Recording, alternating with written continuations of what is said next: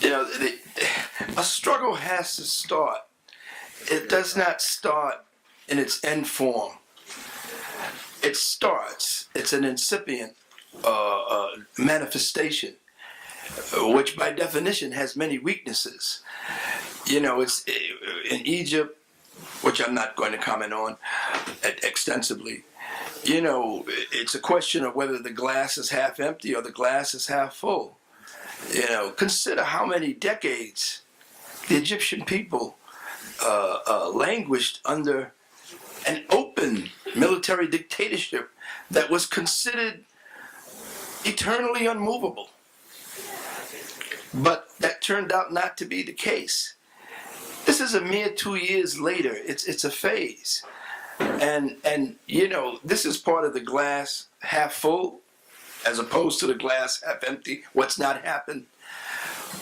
Why is the Egyptian military and the U.S. ruling class and the Pentagon, the politicians, why are they jumping through hoops, confused, bumping into each other, arguing with each other, but all dedicated to the same program, and that is U.S. imperialism's continued pillar of control based on, to some extent, Egypt and Israel. Because they want to do something, they want to do the right thing, they want to outsmart the workers so that they don't get caught with a workers' revolution or something that seems like it could go in that direction. That is why they're hyperventilating. We can't say when all those things will fall into place and the coup will be reversed and people will see what they can't see. But we take a certain amount of we're happy that the bourgeoisie is frantic and making mistakes and saying, oh, we'll bet on this horse. No, we'll bet on that horse. And you know, all the time they haven't solved the crisis. It's still festering. It's still essentially a class crisis and a capitalist system crisis. Not the only thing. There's all sorts of things going on. Colonialism, the history of Egypt and so forth. But underneath it, no matter what they do, they can't smother it out. They can only try to, they only can try to extend their lease of time when our class does not rise up in some fundamental, irreversible way. The same thing is true with this country. Just on what Thea asked, and I'm glad that Johnny asked that, at least in large part. You know, in preparing for the AFL CIO Convention, not just from the center, but from LA, maybe from North Carolina, I'm not sure. And maybe, you know, maybe from here with the post office work, you know, the organizers of the convention were making such a big whoop-to-do about we want intervention, we want community intervention, and they've even been having listening sessions. Some of our comrades on the local level have participated in. Maybe we don't want it to be closed. We want it to be, you know, inclusive. We're inviting people, and they even asked people for proposals to have sessions. We submitted several proposals, only to find out last week, I think, that for some reason they had all been denied.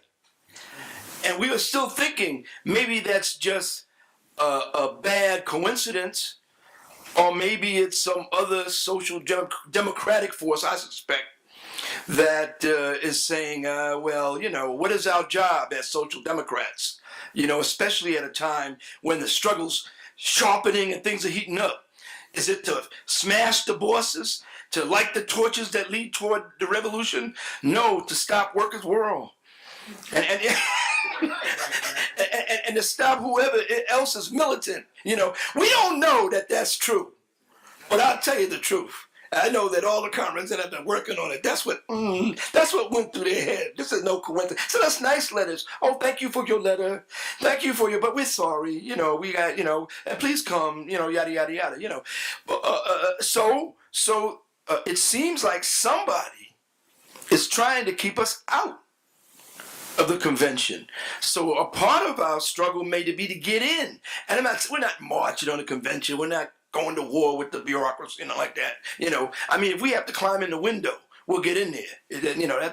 That's what our revolutionary training teaches us. Can't get through the door, climb in the window. We'll do whatever we can to speak to the audience that we want to speak to, which will be the delegates, and probably a whole lot of other people who, out of curiosity or out of desperation, will be in or around that convention. And I think over the next days, and we've got about 2 weeks, we'll be figuring out that strategy. And as Johnny indicated, we have done some organizing and we have people going, and so we'll have forces there, and we'll be ready, and we'll find out. I mean, that's the other part. That's the other half of the answer. Part of the answer to the question that was posed is, what are we going to do? We'll have an answer to that question based on conditions. The other part is, what are they going to do? Is it different? Is something meaningful happen there? Or does it unfortunately meet the very low expectations of a lot of organizers and seem like, much ado about nothing, or something in between? So we'll be trying to intervene with jobs, full employment, youth, and all the other issues. But we'll also be trying to pay attention, because we're not presidents and vice presidents and on executive committees of national unions. We may know somebody or not know somebody, or know people in local structures, But at present, our information is limited. So we want to find out, and we also want to find out who is angry and who is fighting, and who is going along to get along and would be just as happy if nothing changed. It's very interesting, this strike, this attempt to have a strike in 45 states of fast food workers. It's not exactly the same thing, but it reminds me of 2005 a little bit. No, 2006, when immigrant workers had a strike. And it turned out to be the biggest strike that this country had seen in a century. Even though it was not in the context of organized labor, they didn't ask anybody's permission, they didn't have a contract, they didn't have nothing. They just said, we are not going to work, and we're shutting down ports, we're shutting down, plants, we're shutting down everything that our workers are responsible for keeping alive. And they did it. And you know what? The AFL CIO, the top leadership anyway, very important that we distinguish leadership from rank and file. That's what too many of our ultra-left friends do. And before you know it, they sound like they're just yelling at the working class. And that's not good. That will not curry influence. But I mean, it was a rebellion not only against capitalism, it was a rebellion against the conservatism of the labor leadership. I can talk at length about that because we were in that struggle, and it was very important. We want to find out what is really going on, who's on what side of the struggle around these things.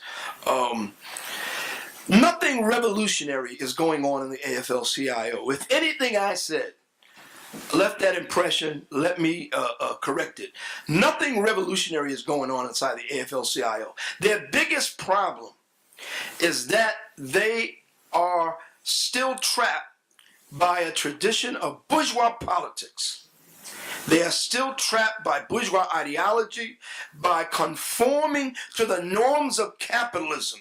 When there's a crisis, don't ask for a raise because capitalism can't give it to you. Hope that the economy improves because then maybe you can ask for it. I mean, these are the norms of capitalism. This is what every trade union leader, they got it. It's like poison that was injected into them, you see. And what's the pillar of it?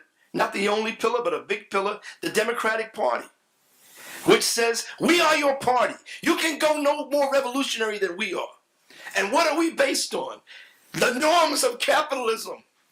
So don't ask for full employment when unemployment is what capitalism needs. You're breaking with the norms of capitalism. They have to break with the Democratic Party. It's not going to be easy, comrades, because and we shouldn't be surprised. a lot of labor people, a lot of oppressed people, depending on where they are, break with the Democratic Party. They're terrible. We hate them. But it's the only seat we have in the system. That's what it's an addiction. They've been told, and it's reinforced, that we can't just break with the Democratic Party. I mean, that's the system. If we do that, we're all alone. What do you want us to be outside? We may be getting our butt kicked and nobody listens to us and we hate everybody in the Democratic Party, but you want us to just close the door? It's very serious. It's very serious. And workers take this very seriously and take it to heart. We ought to be patient with workers. We shouldn't be patient with social democrats and liberals and bullshitters who know better, who just want to come up with a left cover to stay in the Democratic Party. But with the workers, we won't be influential with them unless we're patient. And they differ. We could go on, the attitude of workers in the South compared to the attitudes of workers in another part of the geography, national oppression, and so forth, so on. But here's the thing. If I said nothing, this is the most important thing. It's difficult to even try to track or be enthusiastic or interested in what's happening in the labor movement, because it seems like it's so little and it won't amount to anything. But what we're saying is, don't be fooled. Something big is happening. The labor movement's in transition. It's all over the place. It's uneven. Some are in the advanced. Some are in the fast food workers seem to be in the advanced. And I'm really interested in looking at what happens on the 29th. And I hope we use the 28th to support the 29th.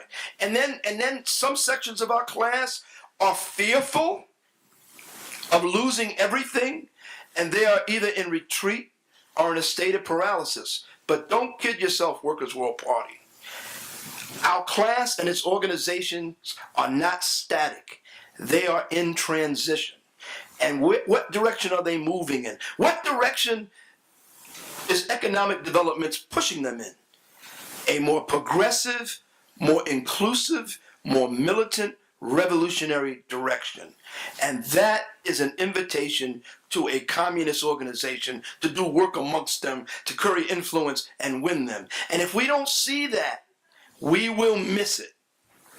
And somebody else that's not as good as us will come up. There are a lot of fakers. There are a lot of winter soldiers, fly-by-night, seasonal, revolutionaries. And a lot of revolutionaries like people in Occupy Wall Street who, if our party was stronger and had more influence, they'd be in our ranks. And we haven't given up on them too, It's our time not to be pessimistic or not to think that everything is going to stay the same because things have seemed stagnant for so long and I'm so tired and I'm so frustrated, somebody cut us a break. It's time to have a completely different orientation. Even if you have to step back so that you're not looking at what's immediately in front of you, but you sort of have a bird's eye point of view where you see both the past, the present, and the future at the same time. This was the hallmark of Comrade Sam Marcy. And this is why he was always able to shed light on, to turn the light on and show us something that we didn't see. Because his mission was to do more or less what I just said.